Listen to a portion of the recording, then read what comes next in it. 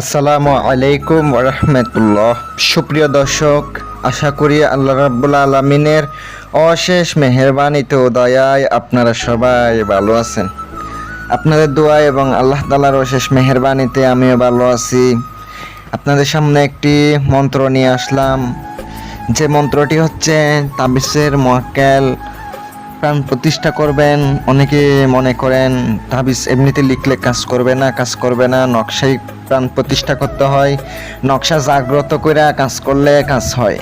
এর আগে কোনোদিনও আপনি নকশা জাগ্রত ছাড়া কাজ করলে কোনো কাজ হবে না। যদি ভিডিওটা ভালো লাগে চ্যানেলটি সাবস্ক্রাইব করে পাশে থাকবেন। আমি আপনাদেরকে চেষ্টা করব কন্টিনিউ ভিডিও দেওয়ার জন্য। আজকের ভিডিওটা শুরু করা যাক। অনেকে আমাকে বলেছেন, ভাই আমাদেরকে প্রাণ প্রতিষ্ঠার মন্ত্র দেন। আমি তো অনেক ভিডিও দিয়েছি, কিন্তু আজকে একদম সহজ একটা নকশা দেব, নকশাগুলার প্রাণ প্রতিষ্ঠা করার মন্ত্র দেব, যেন আপনি সহজে কাজটা করতে পারেন। তবে যে প্রাণ প্রতিষ্ঠা করার যে মন্ত্রটি আমি স্ক্রিনে দিয়ে দিছি, কোনো ভুল নাই। আগে প্রথমত মুখস্থ করে নেবেন, মন্ত্রটি মুখস্থ করে নেবেন। মুখস্থ করার পরে স্বয়ং সিদ্ধ করার নিয়ম হচ্ছে, শনি অথবা মঙ্গলবার অথবা অমাবস্যা পূর্ণিমায় কালো কাপড় পরে আগরবাতি 21টা জ্বালিয়ে, মোমবাতি জ্বালিয়ে আপনাকে সামনে কিছু মিষ্টির বুক রেখে তারপর আপনাকে কলা পাতায় রাখতে হবে। রাখার পর আপনি মন্ত্রটি 108 বার পাঠ করে নেবেন, চোখ বন্ধ করে রুদ্রাক্ষর মালার উপরে। এভাবে কাজটা আপনি করেন।